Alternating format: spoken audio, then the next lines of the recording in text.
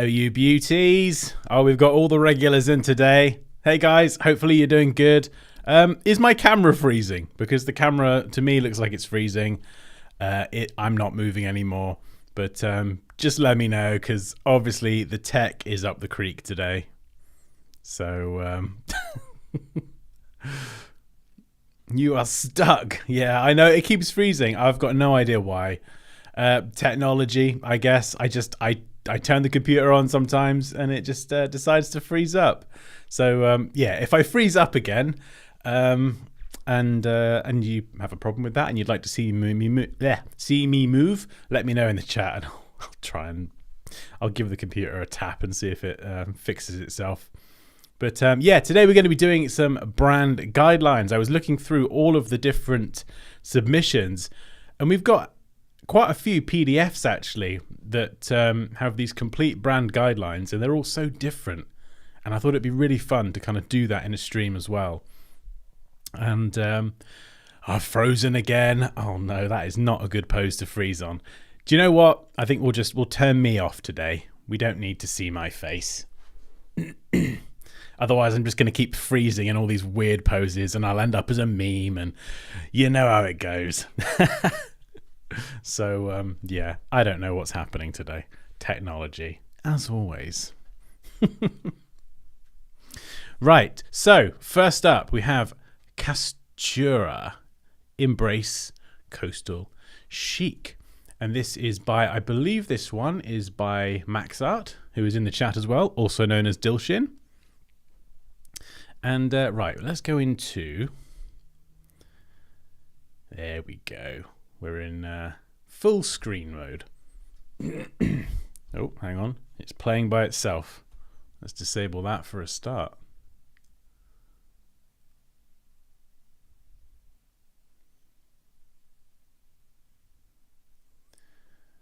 Okay.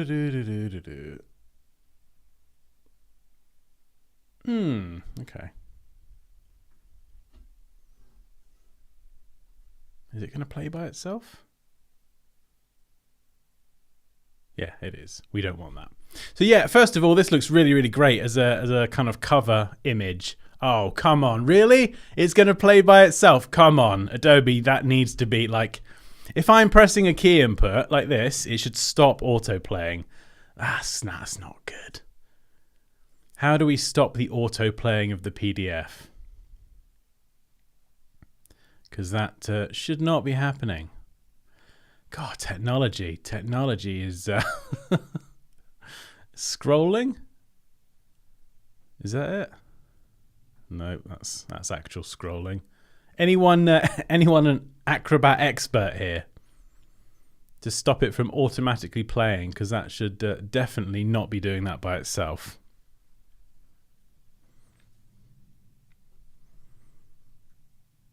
Oh, you can't see anything. Look under page navigation. Oh, God, please tell me you can see something.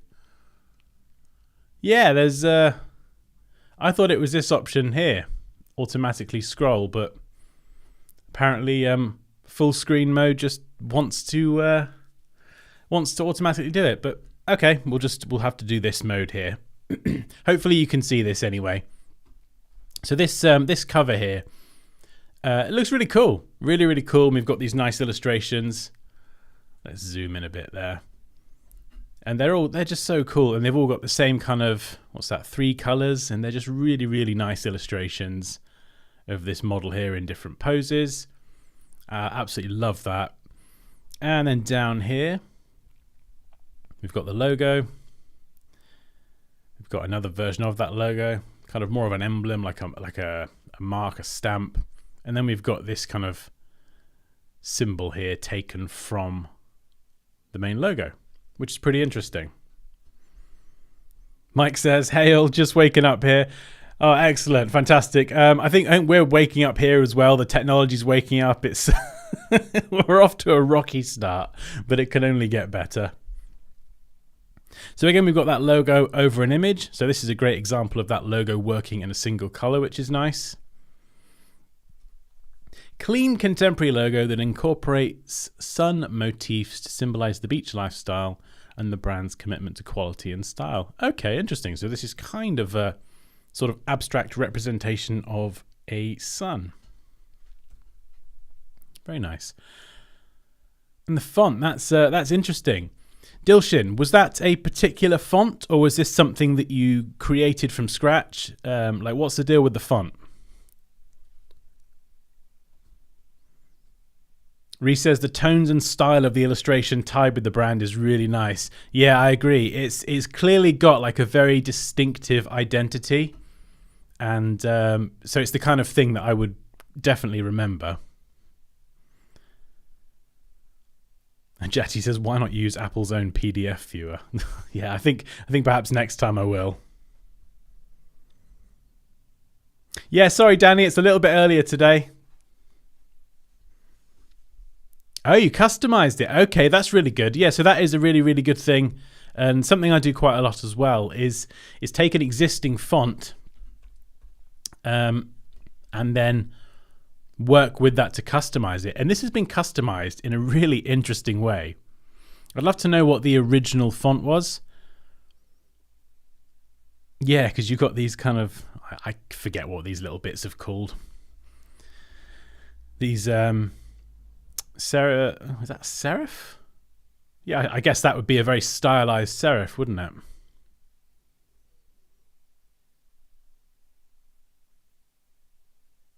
Yeah, I don't know, because the lowercase c wouldn't really have one. Would that be a serif technically, or?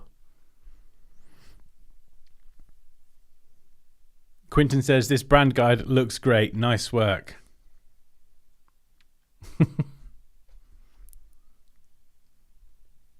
Yeah, really, really cool. And it kind of keeps the letters all consistent as well. And the reason it's good to do that is because, you know, you can take an existing font that someone, let's say a professional typographer has done. They've kind of, you know, they've no pun intended, they've crossed all their T's and dotted all their I's, so to speak. So typographically, you know that it's going to be sound, but then you can just make a few kind of tweaks and then it becomes its own kind of customized font. And that's something that I like to do quite a lot as well, because some fonts you've probably seen before I can do from scratch, but when you get into the nitty-gritty of typography, as you can probably tell, typography in depth is that's not my field, you know?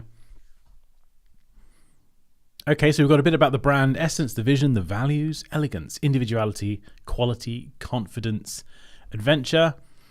And the target audience appeals to individuals who appreciate quality, style, and functionality in their swimwear and sun essentials.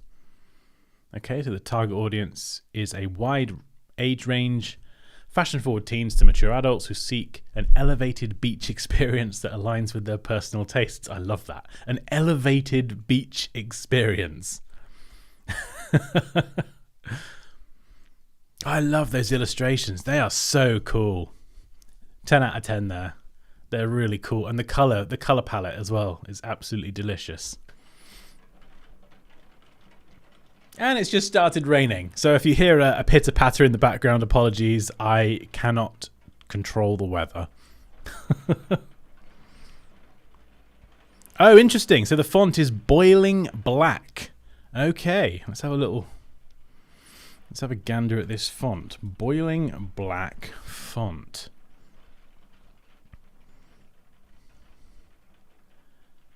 Oh, interesting. Okay, let's whip this up here. I'll show you what I'm looking at. Boiling black font. Wow, look at that B. That's they've really embellished the bottom part of that B, haven't they? I see. Okay, yeah. So you've kind of added those little flicks on the end, those kind of customized serifs in a few key places. Nice. Ooh, yeah, there we go. There's the colors. Really, really nice.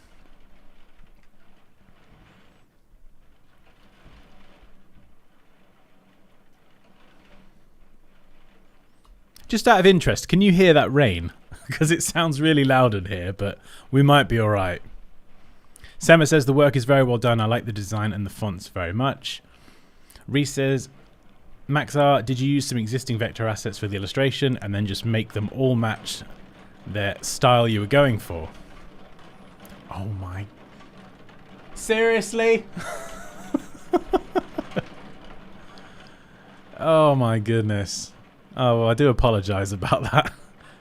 No, you can't hear the rain. Yep, we can hear the rain. Oh no. It's all good. Is it okay?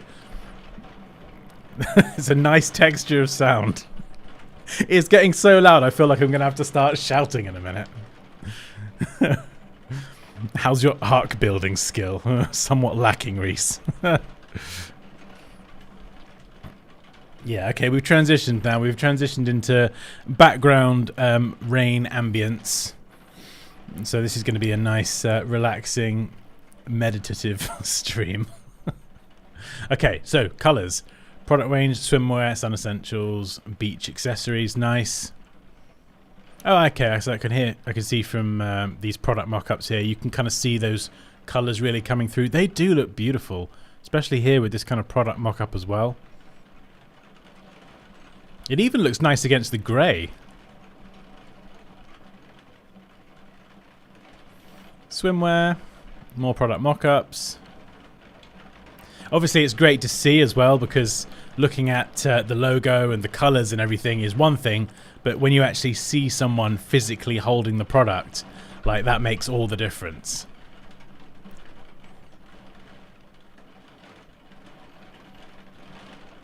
Oh, that's pretty cool. So we've got that symbol there being reused as kind of like a bit of an accent to the design. Got a bit of blending modes going on over there.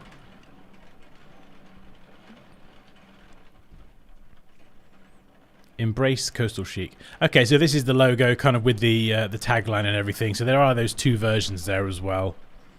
And I think that is all of it.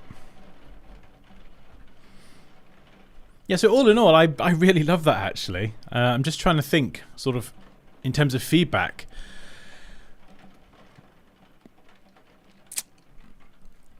That's a tricky one actually.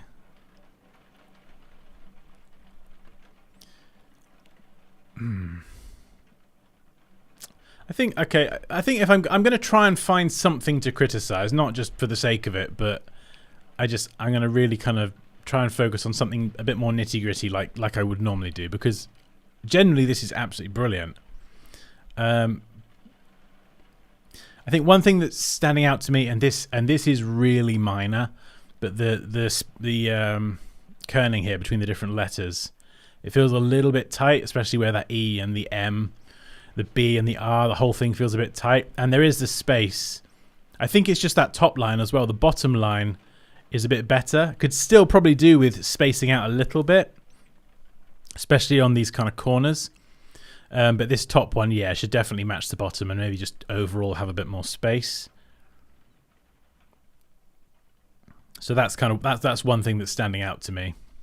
I think because the bottom is kind of kerned a little bit better, I think that might just be an error, or it might just be displaying on maybe on the export it didn't quite render properly on the PDF, perhaps.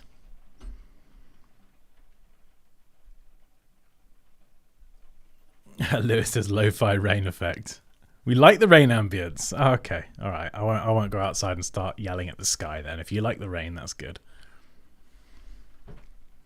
And this is great because it works in a single color as well. It just everything feels really nicely balanced here. You know, you've got the logo, the tagline underneath. Sometimes what designers do is they'll make the tagline too small or too big, or they'll kind of have it too far away from the logo, or sometimes it'll be too close. And I feel like here Dilshin has got this just right. The balance feels really nice.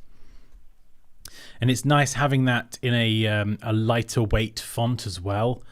And something simple, nice sans serif font. And it kind of really does allow that logo to kind of stand out very clearly. And this is sort of set back as a more secondary part of the logo.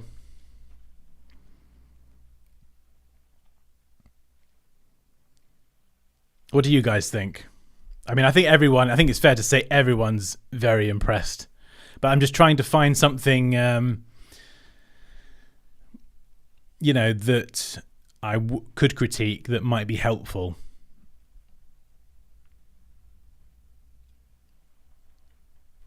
I mean, one thing I did think is I love these illustrations. I feel like, I don't know, maybe the expression on this one here with the model's face. I think there, I'm not a massive fan of the expression. This one's kind of interesting because it's very stylized, so she's got no eyes, and I think that is the intention. Just the same as we have a floating torso and some thighs here. It's kind of very cool. It's got these kind of wobbly, squiggly edges, which is really, really nice. Almost like the kind of the graphic is melting, which is really cool. But I feel like the expression here with the kind of the mouth and the eyes, and I don't know. There's something about the expression. Maybe that's just me, but I don't know if that could be tweaked a little bit.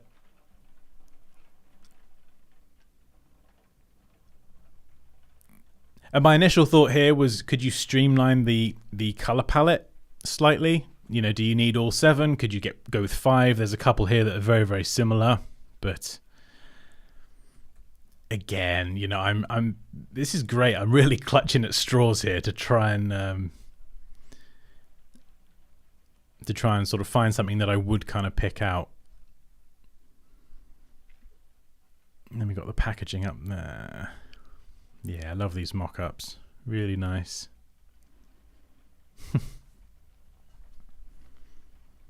Mark says, the only thing I could say is the Rays of Sun graphic logo gets a little washed out at small sizes. Oh, I see. In respect to the logo. Yeah, I suppose. Yeah, I see what you're saying. So this is very large, and then that's quite small.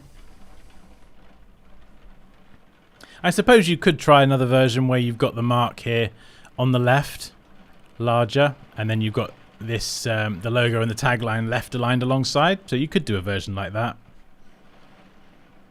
I always prefer to use uppercase when putting text in a circle like that. That's another good thing to try, yeah. Yeah, I think you could do.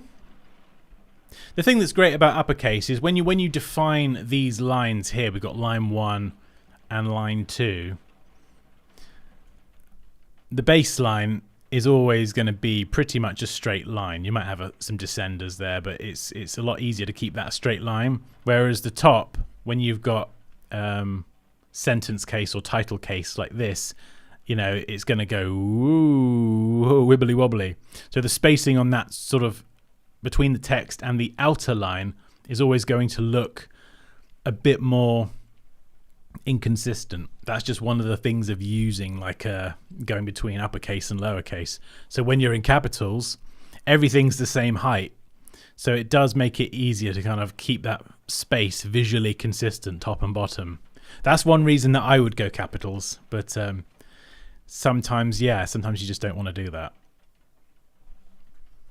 But it's quite handy. Yeah, choosing between uppercase and lowercase can be a stylistic thing, but like a preference, but it can also be quite useful in terms of managing spacing as well.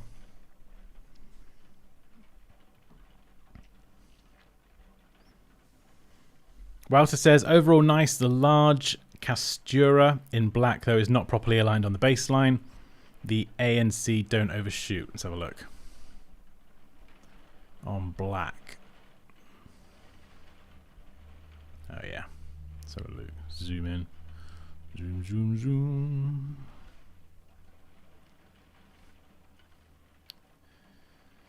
Oh, I see what you... Yeah.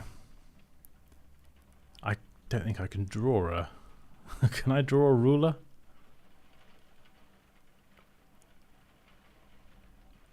Rulers and grids. Can I drag a guide out? Oh, there we go. I'm learning something. Okay, right. Good spot. Ooh, someone's got a good eye. Even though this is pixelated, yeah, that's fair. So you can see that the U... Yeah, so the R and the T, they are kind of on the baseline, but then the letter A is kind of hovering a bit high, and the bottom part of the C, and I think the S as well, should be overshooting the baseline ever so slightly. for it to be typographically correct and feel balanced in terms of size. So yeah, that's what I would probably do, Dilshin. That's a really good spot. Thank you for that, Walter. So I would, kind of get your guides up and define that baseline, and then make the C, the A, and I think the S, and possibly part of the left part of the U as well. Just overshoot ever so slightly so they're kind of typographically correct. It's a bit difficult on the top one. It still needs a bit of tweaking because you can see the C is coming up very high. But because we've got we don't really have any kind of flat tops. So like the U and the R, they'll be kind of a bit tricky to do. But yeah, I would probably just bring that C down a little bit. If I was kind of working with that as my X height, let's say, I'd just bring the C down a little bit. In fact, I think by bringing the C down just a pinch, that would probably look all right on the X height. But yeah, baseline just has a little bit of tweaking.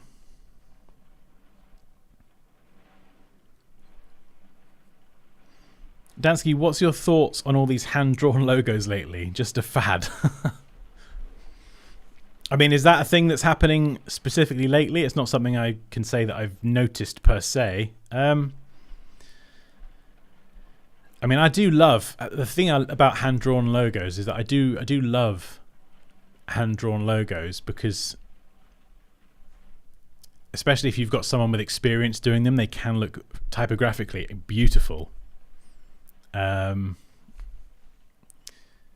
But I mean, yeah, of course, it depends on the logo. You know, as we've seen with quite a few examples that we've covered here on the channel in these streams, is that if you're going to go that route and draw your own custom font, I think you really do have to know what you're doing, because otherwise you can you can really muck it up. I just feel like there are a lot of hand-drawn, rough-looking logos stylistically. Interesting. Yeah, I'd quite like to see some examples of that. That'd be interesting. Quinton says the body copy also looks off, but that could be because of pixelation. The baseline seems random. Okay, so body copy.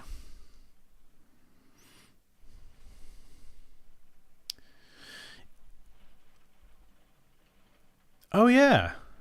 I don't know if this is just how the PDF is rendered.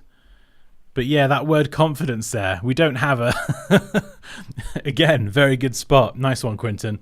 The baseline on that is a little bit all over the place. Yeah, that's very strange. Yeah, even with pixelation, I don't think it should be bouncing around that much. And probably the spacing as well. It just needs a little bit more spacing.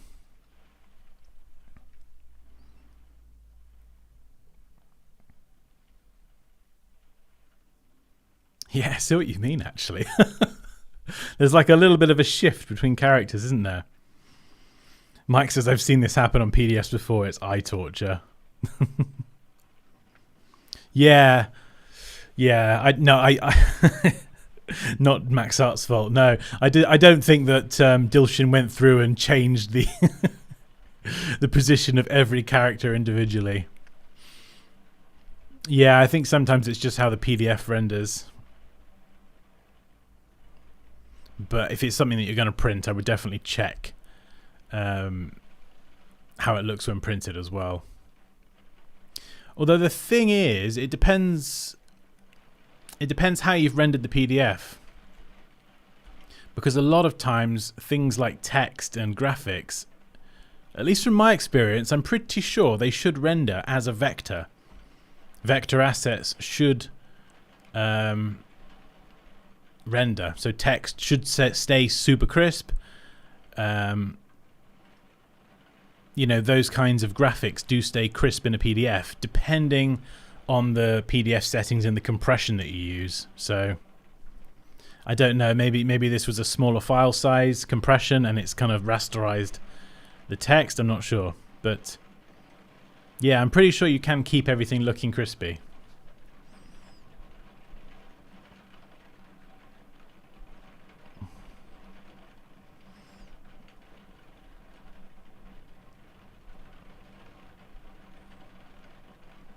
That's a very good point, Walter. Not all fonts are perfectly made. It will look better when fixed. Yeah, that's the thing. You've got to be careful with some of the fonts as well. I mean, I've downloaded fonts before, even from you know, certain platforms, and the fonts, they look great in the preview, but then when you type certain characters together, they haven't actually been kerned correctly. And as long as you've got a bit of knowledge about typography, you can kind of fix that and work with it.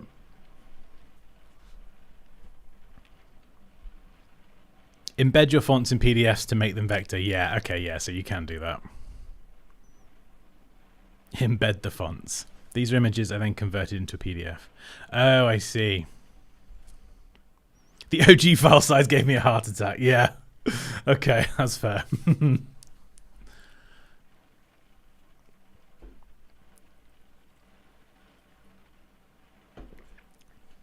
Right. Let's move on. So, yeah, fantastic. Thank you very much, Dilshin, for submitting that one. I'm glad we could all find some things to kind of that were helpful. So really, really good spot there, especially you, Walter and Quinton. Those spots with the logo and the wibbly wobbly text. Yeah, super, super cool. Right, let's move on to the next one. Hunger Hub. And I've skimmed these, but I haven't actually sat down and looked at these properly. So this is kind of the first time I'm seeing this as well. Hunger Hub. I love that name. Okay, number 1. Hunger Hub. It's a type logo that has a delicious face in it that will help people to understand the taste of your food. I love that. I mean, delicious is spelled incorrectly, but I just... it has a delicious face in it. Oh, that's funny. I like that. I like the presentation as well. It's nice and clean. The logo mark. Okay, so there we go. We have our delicious face.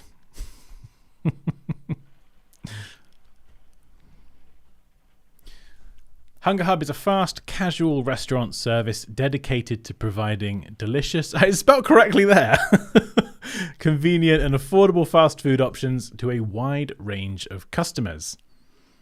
Focuses on a fusion of international flavors, a diverse selection of burgers, sandwiches, wraps, and sides, including, I wouldn't spread that over 2 lines, including vegetarian and vegan options. Yeah, definitely don't force justify anything like that.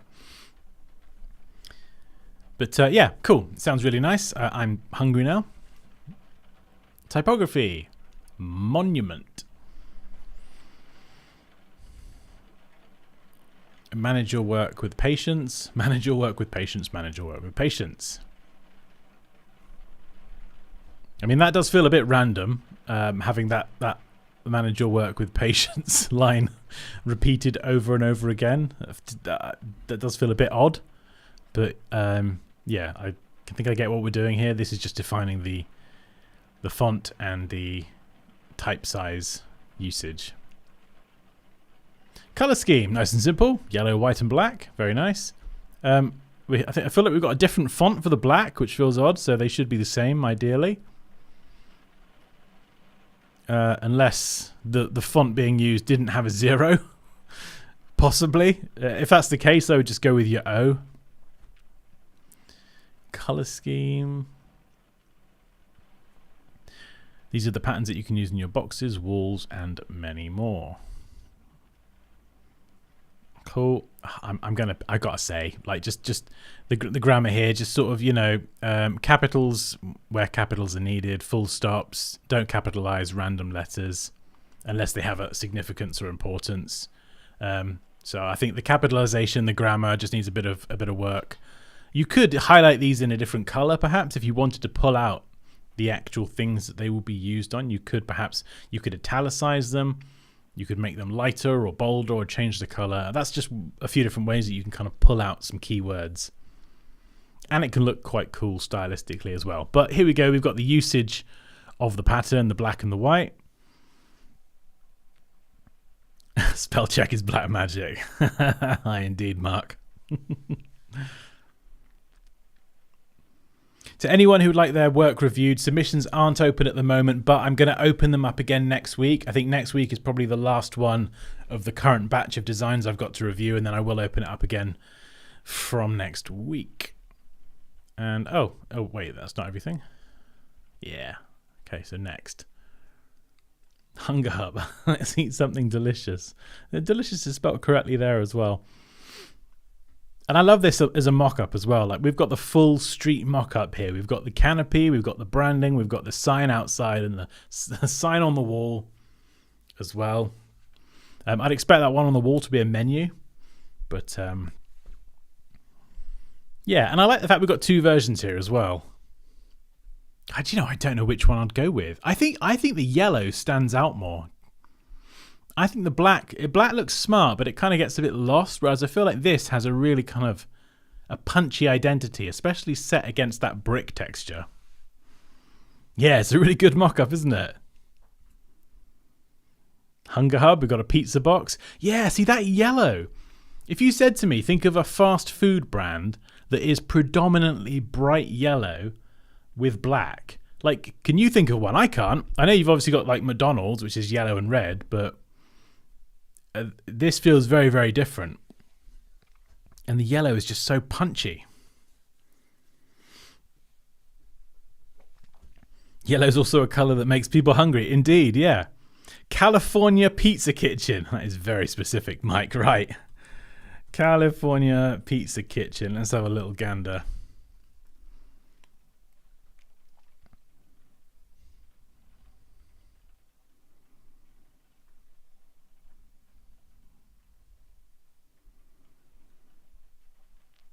I'm just... Oh! Interesting.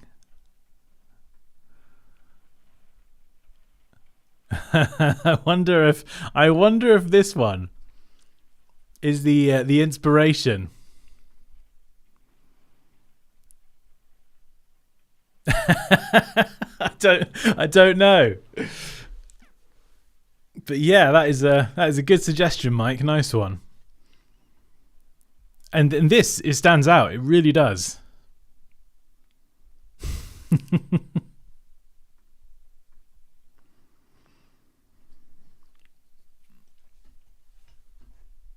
Oh, Buffalo Wild Wings. I like food. I like food as well. Oh, every time I come to the States, God, you guys do the best, like barbecue buffalo wings or whatever it is with a cheese sauce. Oh, it's absolutely disgustingly delicious.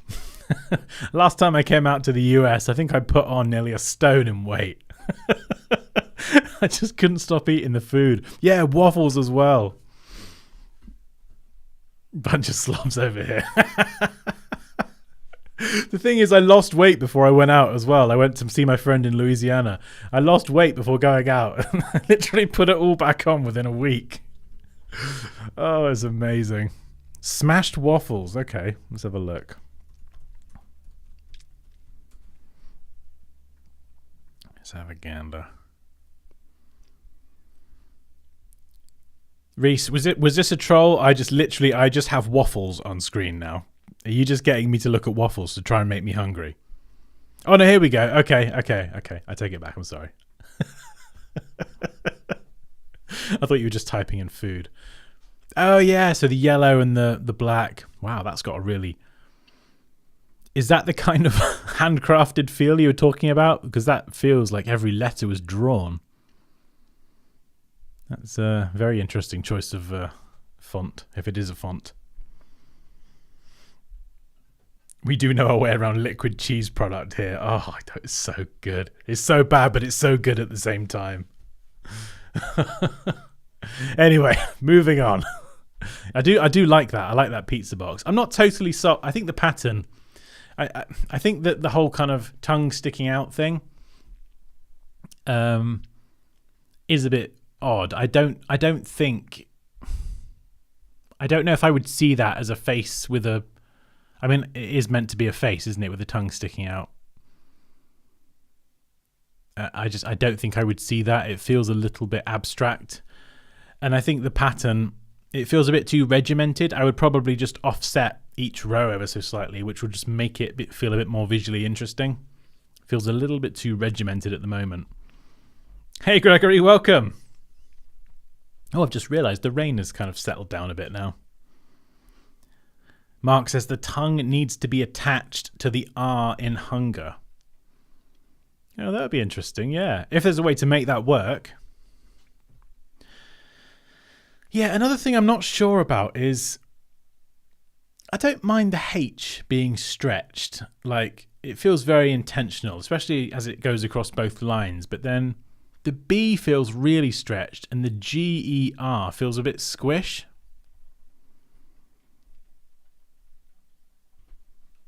And it feels a bit too tight together. It feels too close. This is one thing to kind of watch out for.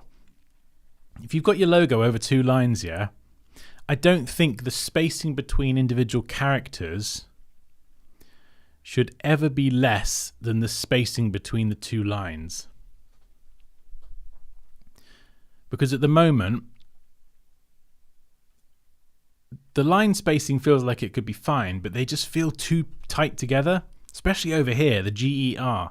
They just feel really, really tight. And then the B kind of extends out quite far, and it doesn't really need to either. Especially not with that type of design. And yeah, I think just maybe a bit more breathing space, especially on that right-hand side. Right, where did we get to? We did Pizza Box. Is that just the font doing that to the B? Yeah, it could be. I would definitely customize that, though. I would go in and convert that to outlines and bring it in. The G should be a tiny bit taller. Yeah, so there's definitely a little bit of work to be done on the lettering itself. This looks like what's this? Like I'm guessing the interior. So the different walls. that delicious tongue face graphic thing is getting a bit too much now, I think. I think I mean, what you could do is you could have different colorways as well. So you could have one white, one black, well, one white and black, and then one black and white, and then reverse the colors around, and then not have them so regimented, and it maybe make them a little bit bigger as well. It just feels a little bit too much being tiled, so regimented so many times. It's just a bit too much for me.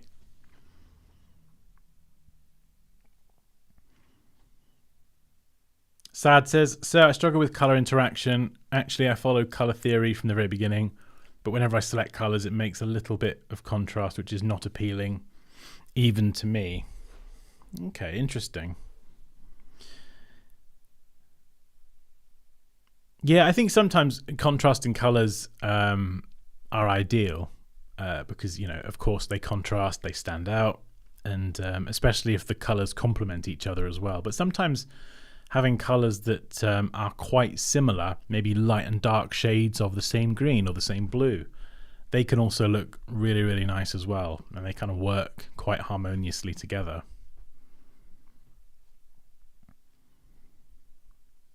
Okay, we've got a mock-up.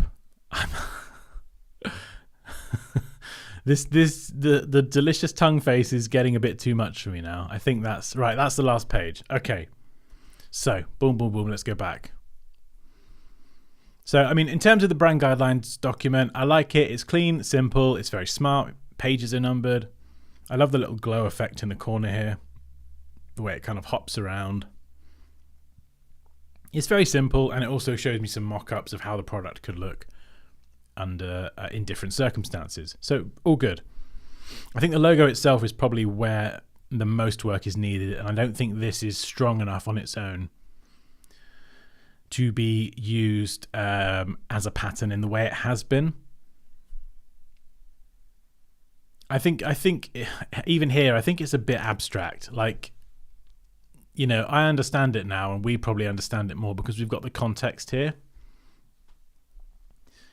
But I think without the context, it's very difficult to know what this is, at least for me. So I don't know, maybe there's a bit more work to be done on this graphic. You know, like Amazon's kind of, what is it, their Prime thing, or the part of their logo, it's clearly meant to be like a smile. You know, it's a very simple shape like this, but you kind of understand what it is. I think this kind of needs to work in a similar way to that. It needs to be a bit more recognizable, or it needs to, or I would take a different approach. And Mark did suggest combining the tongue with the R. Is there a way that it could look more like a tongue, but still kind of have this essence, have a bit of curvature to it or something, perhaps? Yeah, maybe you could do that. Oh, I mean, I don't know. It might look a bit weird, but you could do maybe make it look more tongue-like rather than so geometrically straight. Or could you integrate something into this H? I feel like this, I don't know what, but I feel like this double H stacking up could lead to something quite nice. I mean, if I was just to throw a random idea out there, I would curve the inside of the H here and try and form this into a circle. And then you could add some kind of subtle pizza design inside the H. So turn that double H, make the inside bit circular. That would change the font somewhat, but then you could make it into like a pizza, and then you could separate this out as a mark, and that would create a more interesting pattern. That's just one idea off the top of my head.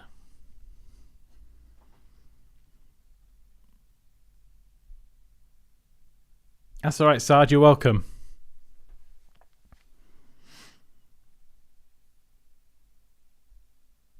Unstable Jamil says there is a chance to play with the R leg to combine with the tongue. Yeah, so okay, so a couple of people think that that could be a tongue as well. Yeah, that could be quite interesting. And I think typographically as well, bring the B in, fix the spacing between the GE and the R.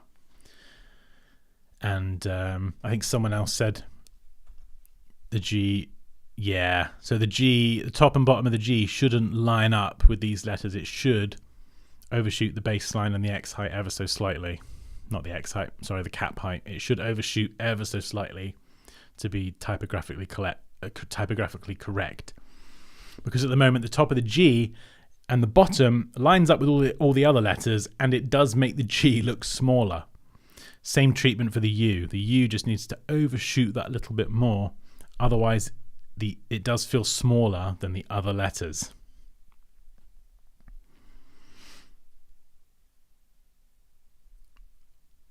I don't think there is an alignment shortcut key in Adobe Illustrator. You've got if you select multiple objects, you've got the alignment options over on the right hand side, but there's a whole bunch of them. So I don't think you'd be able to have a shortcut for all of them. I might be wrong. You might be able to set that up in what am I saying? You might be able to set that up in keyboard shortcuts, or perhaps you could create an action that centers everything on the artboard. The only problem with the actions in Illustrator is they don't capture everything. It's a bit annoying. Photoshop's much, much better. Everything you do in Photoshop is captured as part of an action if you start recording something. But in Illustrator, it only records certain things and not others. It's really annoying, actually. I wouldn't bother. I would just keep your align panel over on the right hand side, and just if you want to center to the middle of a document, just quickly click, and you're all good. Cool. So any other feedback on this one? Inside the H could be a tongue, says Zach. Yeah, I feel like this double H is kind of a bit of a gem there. It's kind of almost, it's been stretched intentionally. It's kind of its own thing anyway. So I feel like, yeah, there is scope to integrate something into this and then lose this kind of thing over here, and then that becomes the more symbolic part of the logo. Make the two H's as one big H. Yeah, you could do that. We could turn it into a ladder. Nothing to do with food, but...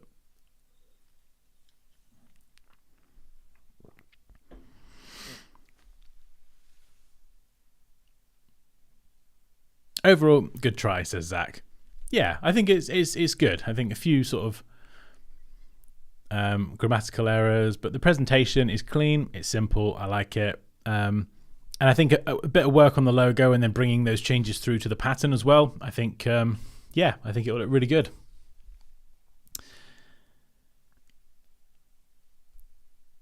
Right, let's go on to the next one. Okay. Brand guidelines. Mosaic events. Ooh, okay. Primary logo. Nice. I like that. I love that splash of color with the text. In fact, yeah, this I love this. It's giving me museum vibes. Also like stained glass window. I'm loving this graphic. Logo clear space. So we've got the spacing around the edge of the logo, which is great. Oh, nice. Logo variations. Wow. So this has a lot of flexibility. Ooh, I love that one there where it's kind of all stacked. Yeah, this is really cool actually. This is kind of done in 2 parts almost, and you can separate those parts and then stack them together in various different ways. So let's go back.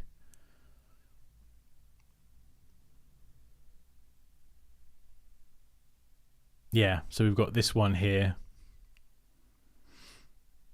by Hadia Salman.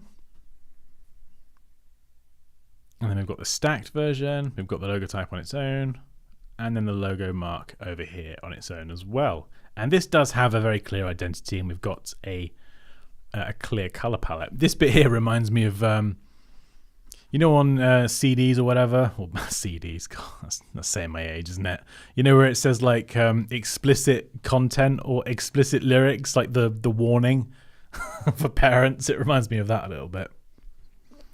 Brand colors. Who would have guessed it? We've got the colors coming from the logo. Really nice colors as well. Yeah, that's a really nice palette. I love that. Beautiful. And it's an interesting way to present the color palette as well. Because I think, yeah, like a lot of times we just kind of use circles, squares, whatever.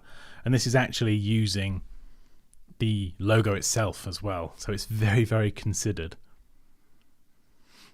The only other thing I would have done that could have made that, I don't know, perhaps just a bit more interesting is on this one here, have all of the triangles and shapes grey, except for the few, the 1, 2, 3 that are there. So highlight the yellow ones, and then on the red one, just highlight the red ones, and then just the blue ones. Just so you can kind of see where they are on the logo. I don't know, just one thought, and then it kind of, they're all overlaid together.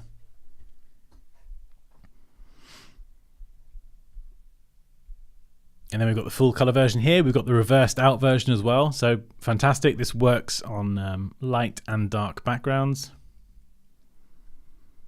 And a single color version, which I think looks great. We've got single color reversed out and then single color just straight black, which is always good because sometimes printing in black and white is a lot cheaper than color. So it's always good to make sure your logo can work in black and white. And the font is Florist.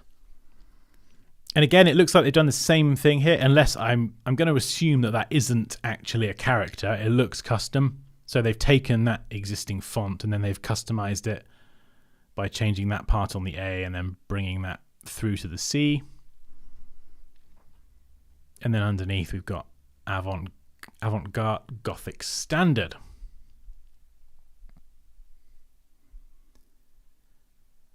Typography, Caveat, and Railway. Okay. So this one's a bit more hand-drawn, and this one is very clean, sans serif. Very nice, and a few different weights. I'm guessing we're going to see that in a minute. Oh, no, okay. Okay, so I'm guessing this is typography for the brand. I was thinking they were going to be like other mock-ups and things, but I'm guessing these would be the fonts that you would use for other brand materials and brand assets. Oh, that's a shame. I would have liked to have seen a bit more, really. I was kind of... yeah, these are the fonts. I guess those are the fonts used in the logo there, hence the name logo font. Come on, Dan, pay attention. But yeah, this is typography for the brand. That's a shame. I'll have a look in the folder. Let me just check that I haven't missed anything and that there isn't like a part 2 or something. What's this called? Mosaic. No, I think that's it. Okay. Well, it would have been interesting just to see one use of caveat and railway, but there we go. Actually, there we go. Right at the end, your vision, your style, your day. We make it happen. I mean, yeah, that is an excellent use. The thing I like about this, again, they've got the sizing and the spacing just right. They've got the sans serif paired with kind of a hand-drawn, more organically shaped font, and these two sort of juxtapose really nicely against each other because they are opposites. Well, not really opposites, but they're very, very different. So stylistically, they actually complement each other. And this as well, you know, this feels like a tagline, a kind of a more corporate tagline in a clean black font. This feels very personal. You know, we make it happen. And that, I think that is really, really good for connecting with someone who's looking at this. You know, we make it happen, being in a very hand-drawn, real font. It just makes it feel like more personal, more human, more handcrafted. And I think if you're selling something that is, you know, hey, it's your vision, your style, your day, you know, having a font that is handcrafted and trying to evoke a sense of, you know, bespoke, custom, unique, handcrafted. I think that's a really good thing to kind of, for a brand to kind of communicate. And so, yeah, this is a really, really good use of a font like that.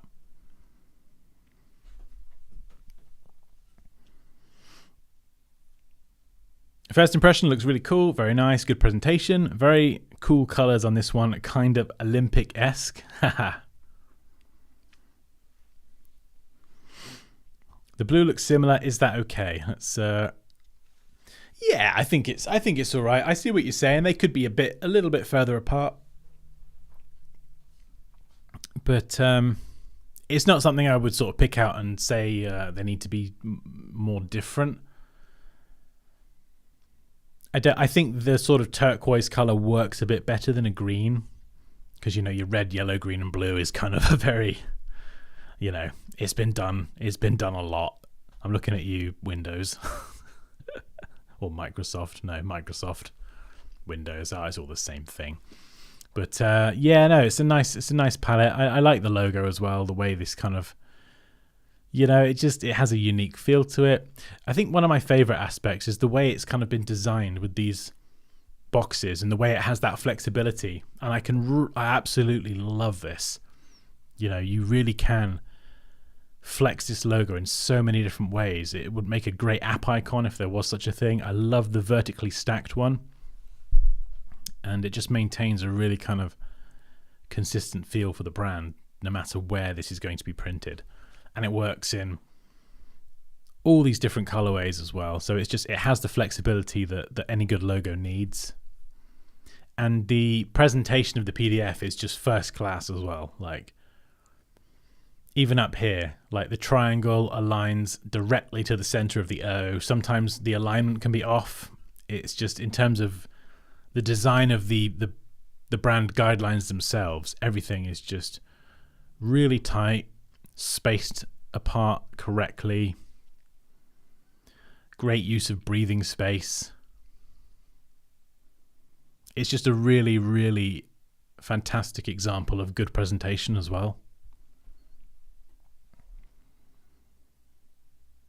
Yeah, I love this. Sema says, what a different and creative design. I love the differences. It's a very cool logo. The logo can be used in a t-shirt. Yeah, I could see that working pretty well. And this is one of my other favorite bits as well. You know, I could see people turning up to an event, promoting the business, wearing a t-shirt that has that on the back. And then this kind of logo here could be like a little tag on the front of the t-shirt. I can really see that.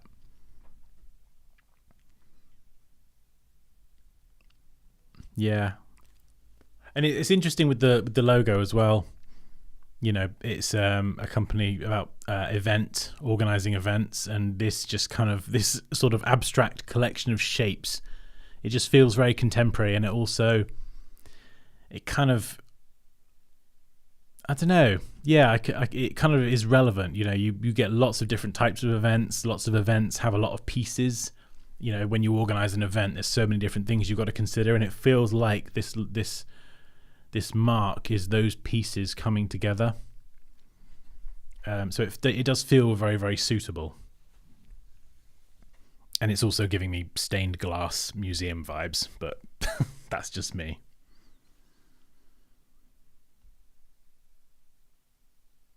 Oh, that's very kind, Sema. Yeah, I love that one.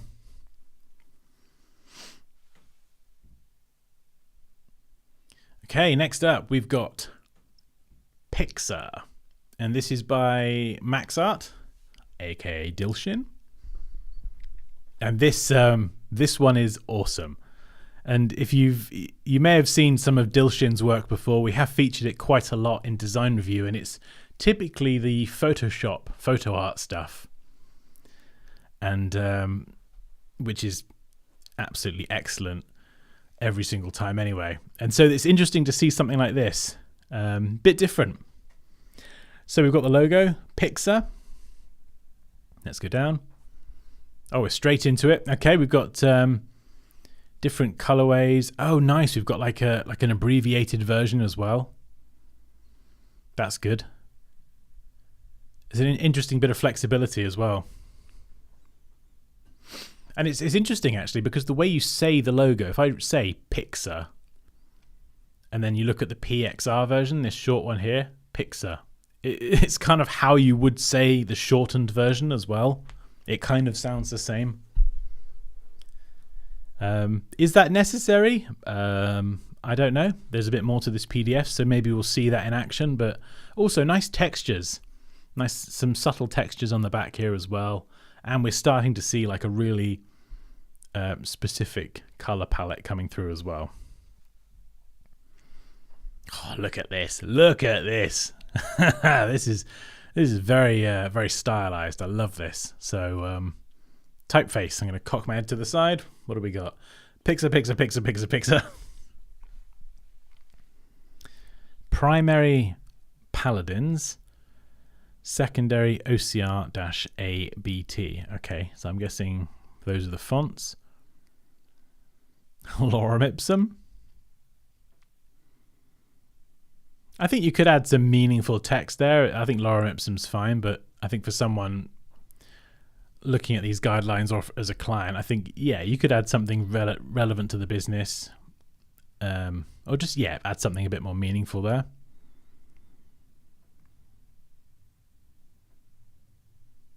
Pixar and Fixer. Okay, Pixar is a company which is an expert in restoring vintage and retro gaming consoles. Oh, right, especially the screens. Nice. Okay. Pixar. Oh no, Pixel and Fixer. Right. I see. I'm with you now. Pixel and Fixer. So the brand. Okay. I'm with you. I've caught up now. I didn't get that at first there. Did anyone else get that? Or was that just me being really slow? And again, with these kind of grungy textures in the background, it's nice. It's tapping into that sort of more vintage, more worn, aged aesthetic, which is quite relevant really when we're talking about retro gaming consoles, because obviously, that's going back quite a few years now. So to have kind of like a bit of an age-related aesthetic to it is a nice touch. And it does have a very specific kind of feel as well. Oh, I love this.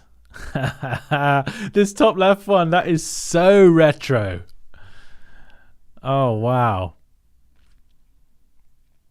Yeah, really cool. Again, we've got some lorem ipsum text down here. I guess that could say something more meaningful, but oh, I love this one. I love that. Oh, I've got to screenshot that actually. That would make a really good tutorial actually. I'm gonna screenshot that one. Thank you for the inspiration here. And we've also got the PXR logo. So again, this is the abbreviated version. Yeah, Dilshin, if you're still in the chat, the PXR version, when would you use that? What would that be? What's the reason for having the abbreviated version? Is there any specific use cases that would be especially useful that you can think of.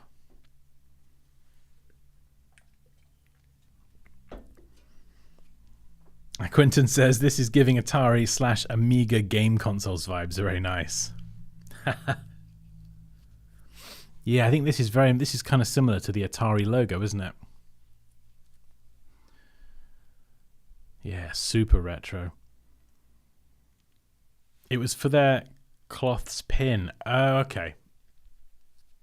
Okay, so it's good to. I think this is one of those examples where it does work having that abbreviated one.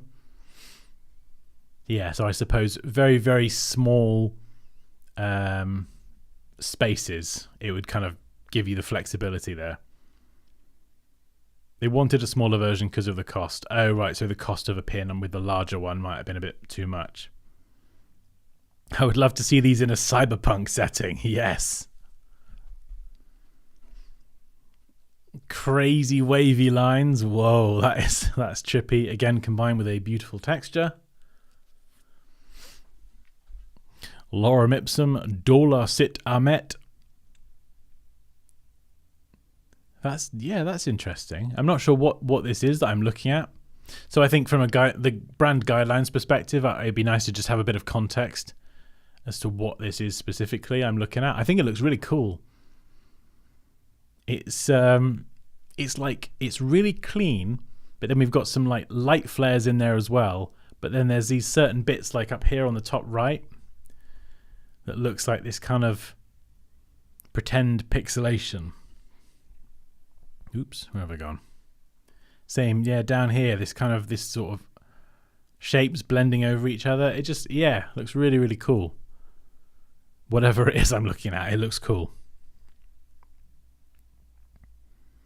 It reminds me of the old days, like 90s brick gaming. And that's good. I think that is generally the idea. And I think that's the sort of people it's targeting, is the restoration of those old games consoles. So if that's what it's making you think of and reminding you of, then I guess that's job done. I love this mock-up as well.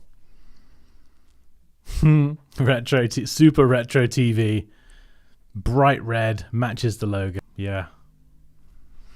We've even got the TV scan lines on the. Oh, stop it, Dan. Calm down. Ugh, I'm so not used to Acrobat. Oh my goodness. I'm just trying to scroll and it's like flicking through the pages. Come on, stop it, Acrobat. Yeah, so we've got the TV scan lines there on the mock-up as well. So it just kind of really helps to sell that mock-up a bit more, which is nice. Pixar tape. Nice. We've got everything here. The full kit and caboodle. Pixar hoodie. Yeah, see, that looks really cool. Just the PXR as well. I love that.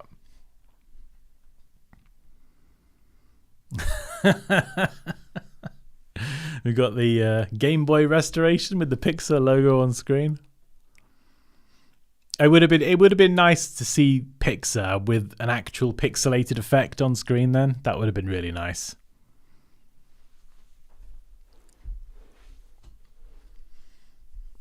Oh, in fact, actually, can I show you something? Let me just grab the logo.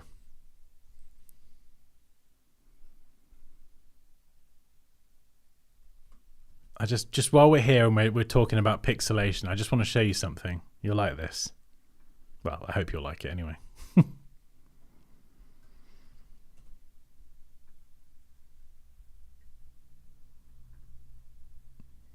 right, let's open this up.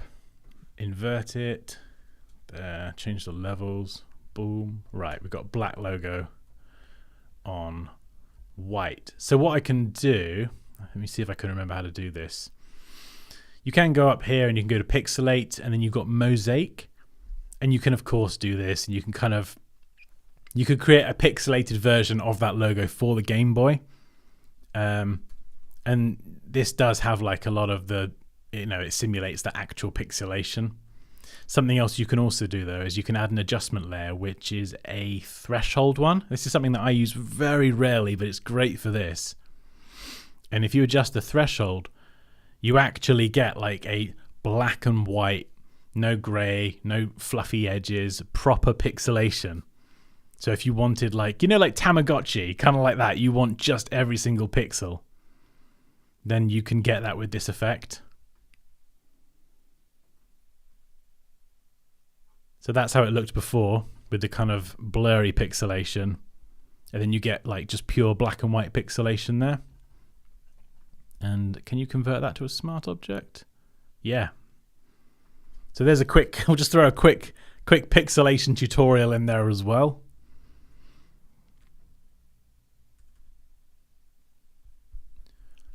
But yeah, I mean, that's a nitpick. I think, the Game Boy, the mock-up, everything, it looks great. But it'd just be kind of fun to see like a retro pixelated version of the logo as well,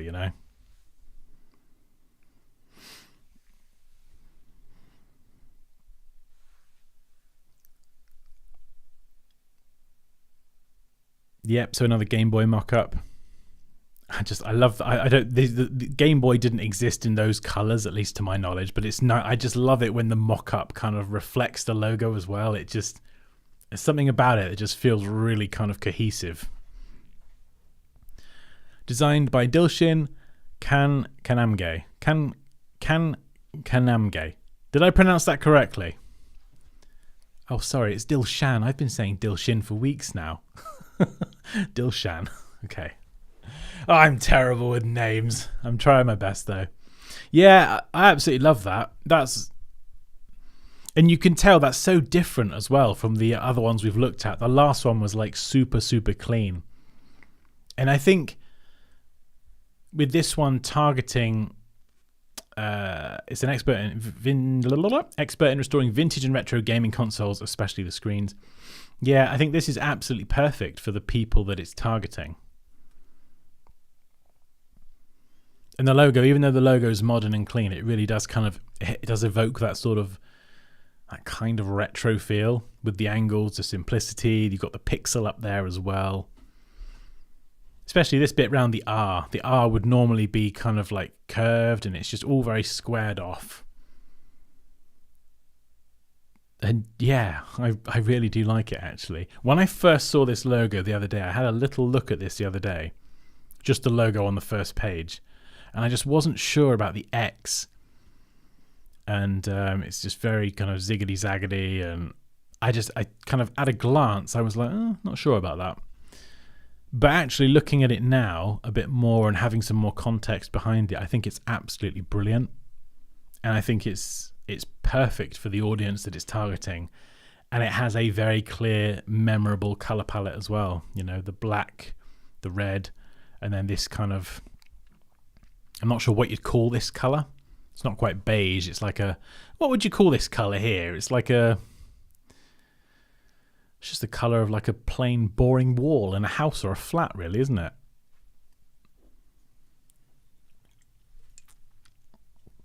It's got to have a warm grey. I like it, Quinton. Very good. Yes, a warm grey. Zach says, hats off, Mr. Pixel Designer. Super clean. Great work. Really love this one, Dilshan. Says Mike. Eggshell white. Off-white, yeah. Off-white is just a great all-rounder, isn't it? If it's just anything that's not quite white, but almost, it's off-white, isn't it? Reminds me of old Japanese jazz records. Oh, interesting. Eggshell white. Okay. Yeah, that's an interesting pattern as well. Ha. Yeah, really cool. Fantastic work. Thank you so much for submitting that one, Dilshan. Okay, we got two more. Two more to go. Somali storytellers. Let's zoom in there. Ooh, that's a... All right, every time I'm like trackpadding down, it's flicking through the pages. This is really annoying. Oh, I'm sorry. The latest version of Acrobat. It's got some work. It's got some work to be done. Okay, so super clean font. We've got the SS Somali storytellers. I don't know if there's anything else within this mark that I'm not seeing, but I'm seeing two S's. It looks good. I don't know if there's something else in there to do with storytelling that perhaps I'm not seeing. If there is, I'm sure you guys will point it out.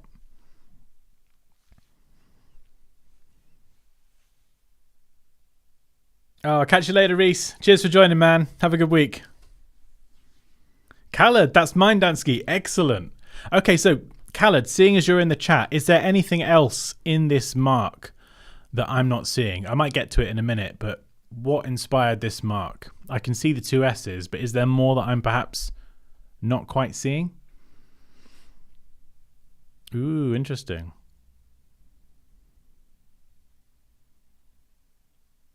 Oh, is that that's at an angle there, isn't it? That threw me for a second then. Yeah, I mean, I love seeing all this stuff, kind of how the logo's created. And I think actually that's a really good... It's a good thing seeing logos like this, because sometimes here on the channel when we review logos, you know, the logos, the technical execution isn't quite right. Things look a bit inconsistent. You know the kind of stuff I point out all the time. But when you use the right tools and the right processes like this, instead of trying to draw certain things manually, you just use circles, basic shapes, you overlap them. When you're using the right tools and the right processes, you do get a better, more consistent end result that is just better technically executed because of the process that you went through to create it.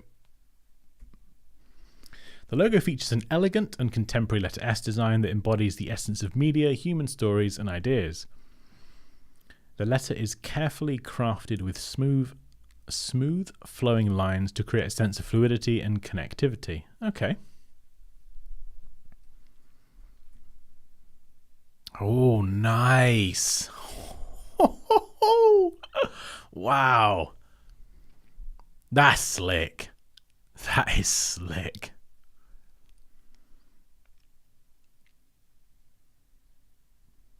Yeah, that is really nice. And again, I think, Saad, you said earlier talking about colours. This is another excellent example of colours that complement each other really, really well. The green here and then the very sort of dark navy blue. They complement each other well, but they also create a lot of contrast. And again, this brand has a very, very clear identity, and it looks like it's just the two colours and some white. Business card mock-up there. Let's have a zoom in on that, because that looks really smart. Yeah, so we've got the logo in the middle there. Sometimes you could say, oh, let's make the logo bigger, but it's hard until you've got it in your hand. That might look all right because you've got this sort of detail around the edge. The watermark of the logo kind of, and this is an interesting use. You've got sort of part of it here, so it kind of creates a little bit of, I guess you could just say, you know, visual aesthetics. It just kind of adds a little bit of visual something, so it isn't just the logo on a plain background. But also we've got it repeated here, but just at the bottom is like a strip as a border. That's something I've not seen done very often. I've seen the logo used, or the mark used as a watermark, but seeing it repeated just as a border compared to just repeating it across the entire thing, I've not seen that too often. It looks cool. We've got the sign outside here. We've got the badge. Somali storytellers, established 2019. Nice. That works as well. And so it's great to see that kind of other way the logo could work on something like a badge. It's a good consideration. We've got it down here reversed out as well. So, yep, the logo works in one color. We're all good. Oh, yeah, nice. Nice green overlay there. If you want to achieve this effect over a photo, just put your photo down in Photoshop, Illustrator, whatever it is. Add your solid color over the top and just drop the opacity down to somewhere between 70 and 90%, and you'll be able to create this background effect.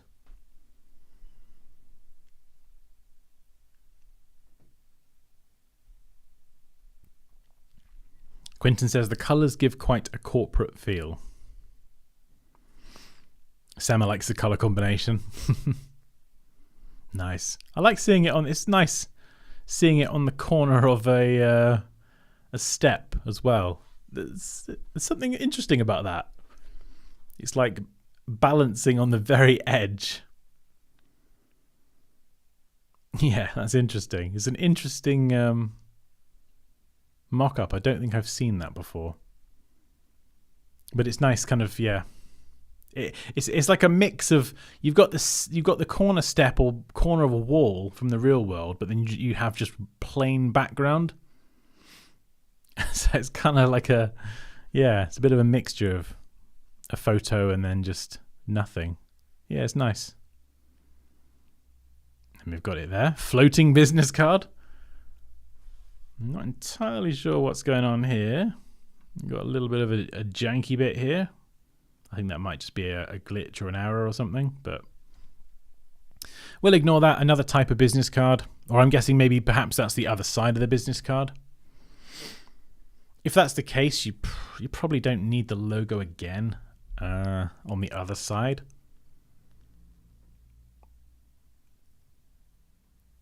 Exactive. I think that's meant to say executive, perhaps. But yeah, clean icons, contact information, website, really, really good. That might be a bit small. I'm looking at this on like a massive screen, but when printed out, I think the actual contact information itself might be quite small. So just something to check. What you could do if that's the case is bring this divider over to somewhere like here.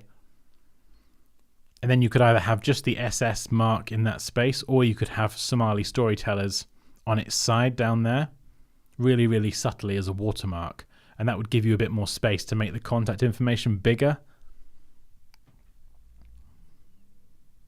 I'd love to see a duotone photo with these colors. Yeah, that would be so good, wouldn't it? A mock-up, yeah. A mock-up with a person in with a duotone effect can look really, really cool. Dansky, show your face. Sema, the camera kept freezing earlier. So I've turned my face off because they kept freezing and getting stuck in these weird positions. So I'll try and figure out what's going on for the next one.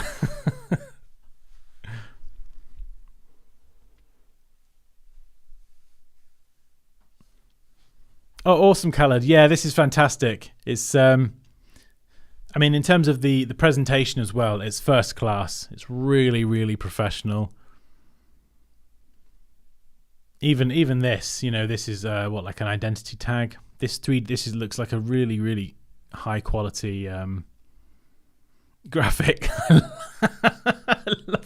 I think I would probably put the photo of the person there, or a person there, rather than it looks like a kind of Wallace and Gromit character or something. I'd probably put an actual photo in there. I absolutely 1,000,000% love the scan here. I think that looks really cool. Just with the color and the QR code, it looks so well designed. It's just really tight. Yeah, just really, really tight. And it's a good example here as well of combining centrally aligned text with left aligned text, because they're far enough away from each other that they don't look like they're kind of like there's enough distance between them that it's not like a mishmash of alignment. You can clearly see the name and the position is related to this because it's closer. So having this content down here left aligned and then this over on the right, you kind of get away with it. One thing you can do if you're not sure is add a divider. You can add a divider along full width, and it does kind of work to separate the content. Sometimes if you've got central alignment and left alignment too close to each other, it's kind of like, whoa, what's going on? But here, it's done really well. Okay, full-size sign mock-up, pin mock-up, and that's it. That's everything. So yeah, that was really smart, really professional. What do we think to the logo?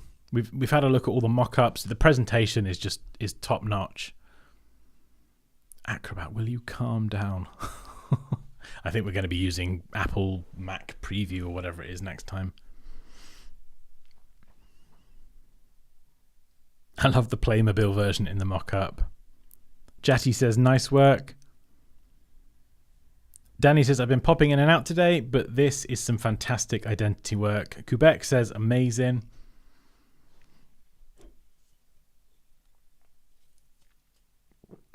Yeah, I think it looks really, really good.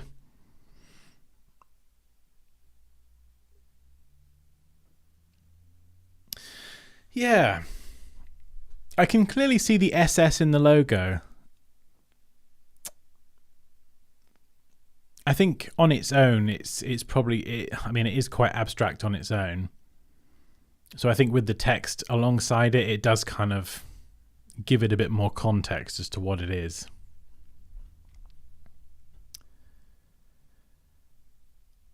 But it's clean. Yeah, I don't know. I might have to let my thoughts kind of marinate a little bit on that one.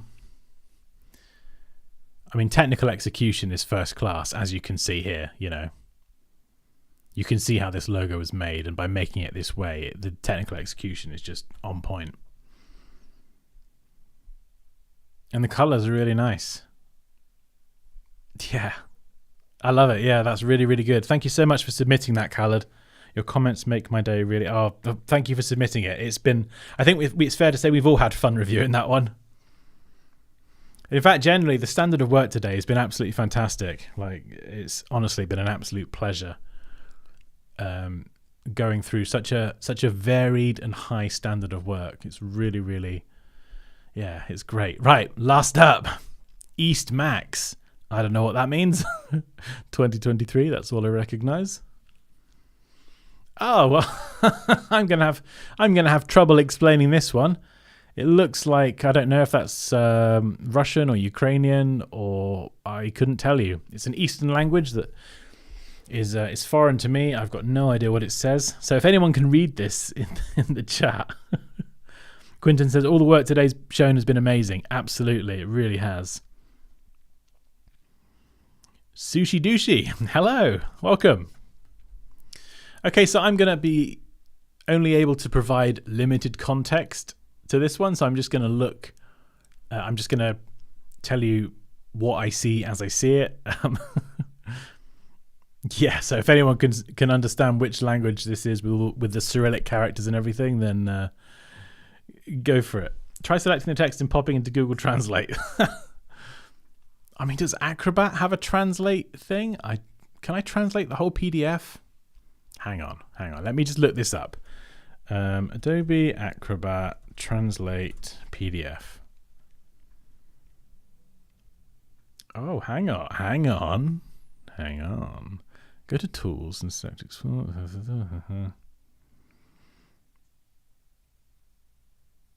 Oh, okay. You can't translate a PDF. That's disappointing. Never mind. Okay. I will pop this into Google Translate and see what it says, though. Let's give it a go.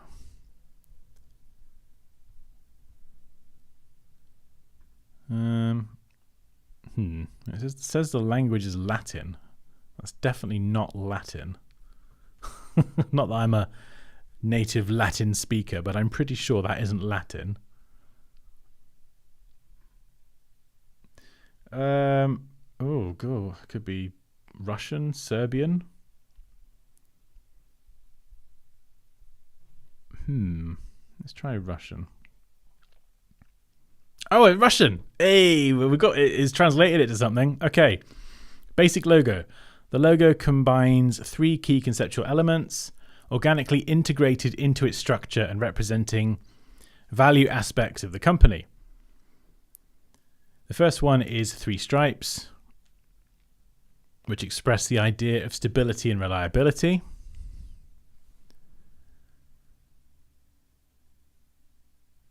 Okay, so I'm guessing that's there. 1, 2, and 3. Now I'm going to translate the next part, which is the second component represented by this character here, which is a dong, symbolizes the direction east. Okay. This hieroglyph embodies not only geographical orientation, but also metaphorically reflects the company's desire to move forward in new horizons. Whoa. Okay, this is deep. All right. I'm not going to translate the whole thing. Let's just get some background on the logo first. The final third component is the image of a Chinese tower integrated into the logo design.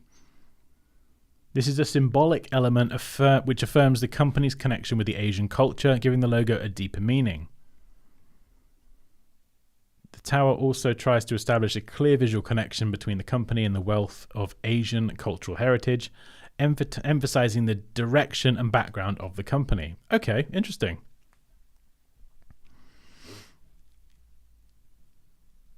Wow, that's got some deep meaning in there. So we've got the logo here, the full logo. We've got the clear space around the edge as well, which is nice. I can't go and translate everything. We'll be here all day. But I like the fact we've got the Chinese, I think the Chinese language under here as well.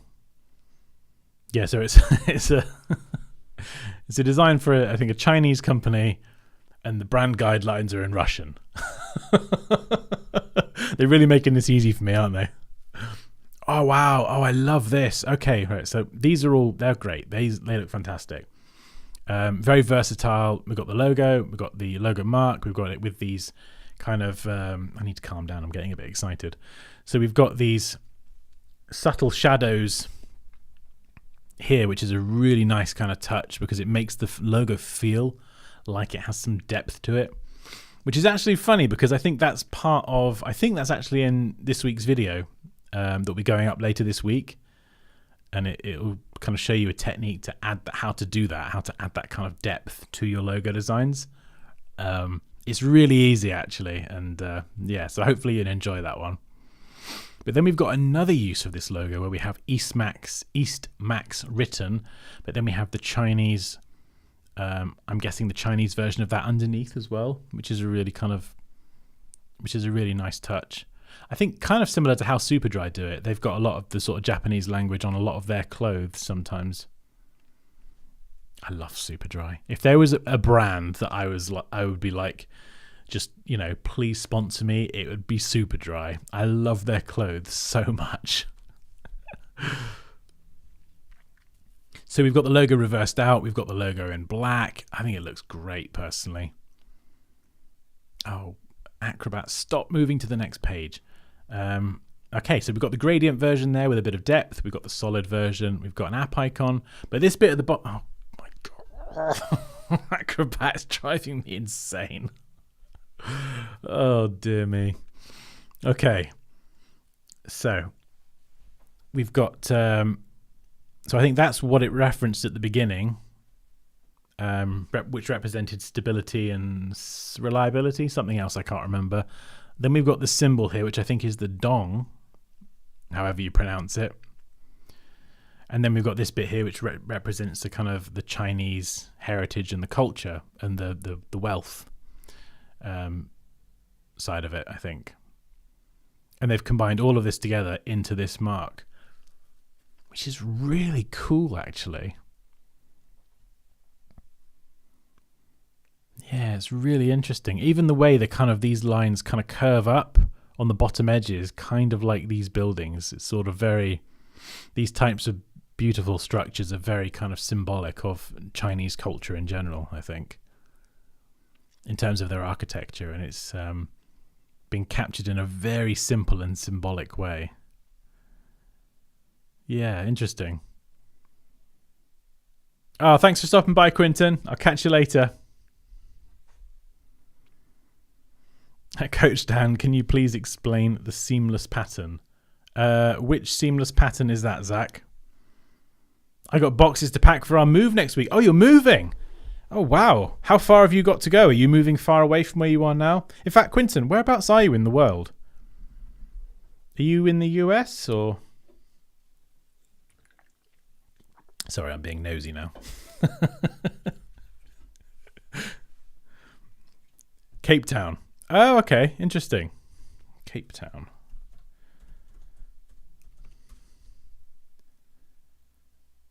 Oh, wow. South Africa. Huh. Oh, wow. Not quite the US then. A lot of my audience are based in the US, so I think I just assume that everyone's from the US. Kevin says, I really appreciate what you're doing. I'm learning a lot. Thank you, Kevin. I'll be staying in the same city, moving to a bigger place with more office space. Oh, nice. More office space is always good. Oh, well, I hope it goes well.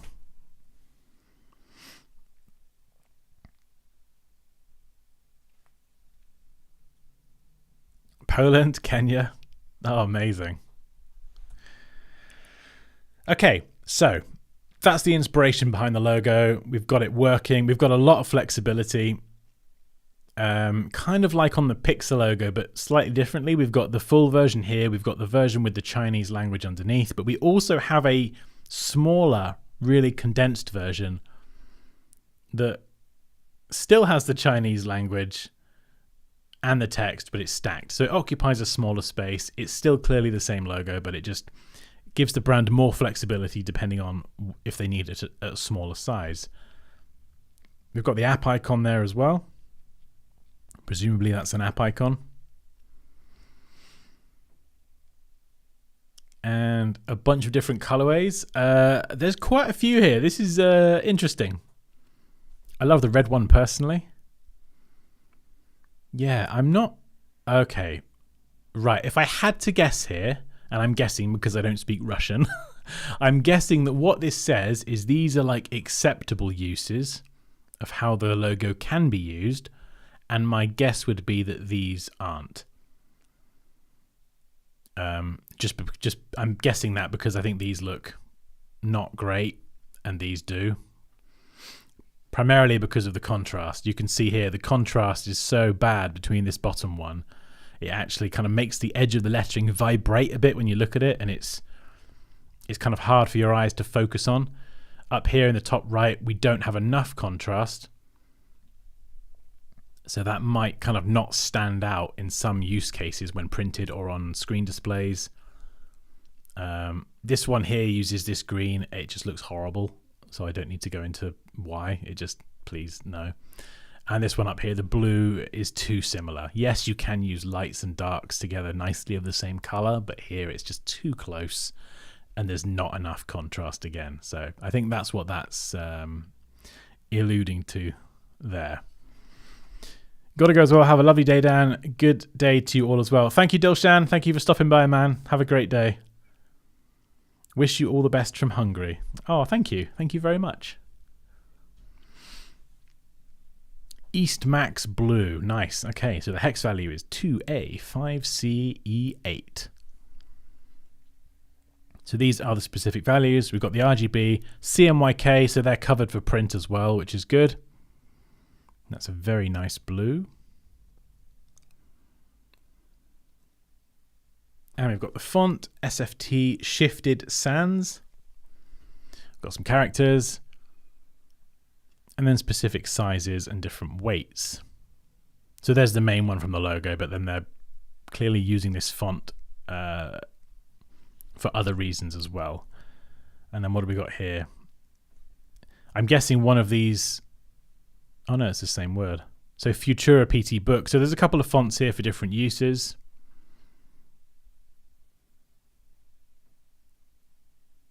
I don't know what this says, but if I had to guess, I would say this is a business card. If you zoom out, I'm guessing that's some kind of business card. It's just massive because it's on my screen. So a couple of different colorways there, which is nice. Yep, there we go, business card. Beautiful mock-up. I love the way that's mocked up with the kind of stacking tile. That looks really interesting. Yeah, and you can see on this side you've got the gradient on the logo. You've got that kind of 3D-esque version with a bit of depth. And then on the reverse you've got the solid single color print one as well. Yeah, nice. Really nice. And a very interesting way to present the logos as well. Ooh, nice. That is a nice envelope design. That's really nice with the gradient. You've got to be careful with gradients when printing just to make sure you don't get any kind of banding or anything. But I love the way the fold kind of cuts through the logo as well. And for going from like a dark blue through to the turquoise is just a beautiful, beautiful graduation. And then it's mocked up on a really dark background. But then they've got the white envelope behind it, which kind of creates this nice contrast. So it's just a really, all round, this is a very professional presentation and a really well thought out set of brand guidelines for this particular brand. I'll open up submissions again next week, Zach. So at the moment, I've still got a bunch of work to get through for reviewing. But next week, I'll open it up again, and then everyone can hit me with their work.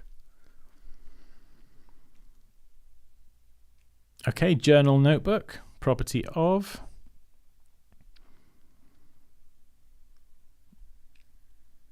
I'm not as crazy about this pill-shaped design that with the stroke border and the light capitalized text. That does feel a bit dated, I think. That sort of pill shape with a black stroke. I'm not loving that one personally. And I don't know. I don't know if white would stand out here. The black is quite difficult to read, especially at the smaller size, but that is me being a bit nitpicky. But I'm not crazy about that part of the design. But this is really cool, the way it's kind of on its side like this, and this, the other elements of the design are nice. I'm just sort of not sure about the contrast there and the design of these kind of this text in the pill shape. I'm not really loving that, if I'm honest. But there we go. There's a notebook mock-up, so you can actually see how it would look. A sign. Innovation in form. Again, I'm not loving the pill shape. I don't know, maybe that's just me. I feel like there's I don't know. There's quite a lot of this whole brand's identity that is very kind of angular, very squared off. And I think the sort of pill shape, along with having it white, then black, and then having it reversed out, it just feels a little bit too much. It doesn't really feel like it fits, and the spacing left and right feels quite tight. Don't know, I'm not sure about that. Yeah, same there. I think squared off. Yeah, and this empty space here, I'm not feeling that personally.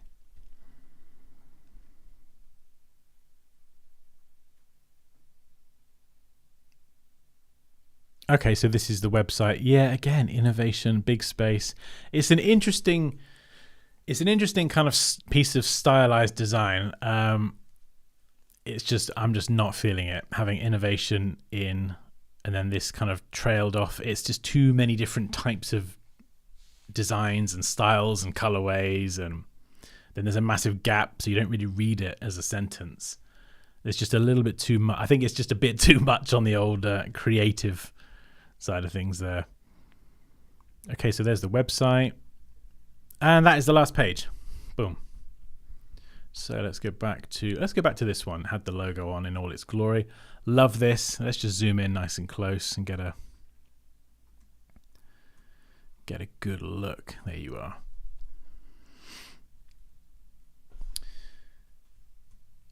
Right, is there anything I can pick up on? This might be a minor thing, but I feel like the spacing here, the gap here, feels a little bit tighter there. And these two rectangles on either end aren't the same size. So I feel like if you actually take the size of this one on the left and copy that over to the right, that would actually create a tiny bit more space. And I feel like the gap would look a bit more balanced. I don't know what you guys think, but for me, it feels like these two gaps there should be some symmetry there, and it feels like at the moment the left side is a bit wider, and I think that it's quite an easy win there to balance both rectangles with the same size and then create a bit more symmetry. I'm loving the shadows underneath. That's really, really cool. Spacing here between these three lines all is consistent, which is kind of in line with the inspiration, those three lines that represent reliability and stability. Yeah, it's cool. And they've gone for a very stylized look. I mean, one thing, I don't know if this would kind of interfere with the Chinese character and how it's written and read, but you've got the curved edges here of the architecture. I wonder if this top bit, you could finish that off with a curve as well to kind of tie it into the architecture. I don't know, perhaps that might ruin the shape or whatever. But yeah, it looks good. And you got the top of the E and the bottom of the M. They line up with the logo as well. And the spacing's really good as well. So we have quite tight spacing here, but it's not too tight by any means. And then the gap here, kind of like I mentioned earlier, is wider than that spacing, which is good. And there's a little bit of a gem here. The way the M goes up and the A flows into, it's a little bit off there, but it almost flows perfectly. And it's just a bit of a gem that those characters line up like that, because it immediately, in my opinion, makes it just look more aesthetically pleasing.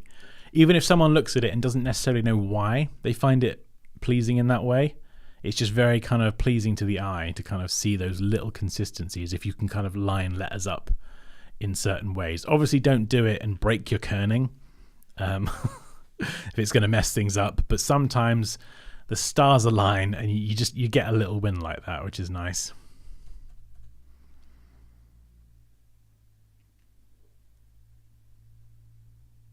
Yeah, I think that looks really good. And I love the flexibility of this logo as well. And we've seen quite a lot of that today. Many different uses of it. And, if you're designing a logo or you're working on brand guidelines, this is the kind of thing that I think you should be thinking about when coming up with a logo, is trying to think of all the different ways that it's going to be used. Like today, we've seen so many different mock-ups. We've got storefronts, we've got signs, we've got business cards, we've got envelopes, we've got journals, we've got coffee cups and clothing, all these different mock-ups. So when you're designing a brand, even if you don't use that as part of your guidelines and mock it up on every single object in existence, at least consider as many different use cases as possible. And if you're working with a client, get this information from them up front. So when you're designing your logo, you're knowing exactly how they're going to be using it. And then even if they don't explicitly say, oh yeah, we're going to put it on t-shirts or coffee cups or whatever, if they don't say that, just keep it in the back of your mind that it might end up on a coffee cup one day. There's like a lot of standard things like stationery and merchandise that a business will often end up putting their logo, their stamp on, their branding on something like that. So, it's always good to have a list of those things and just make sure that what you do does line up with that. But, that's going to do it for today. I'm going to turn the camera back on just to say goodbye. Oh, I'm still frozen. Let's see if I can unfreeze my face. There we go. Okay. Will I freeze again? I've got no idea. Oh. We'll never do that, said the executive as his co-owner signed a deal to do exactly that.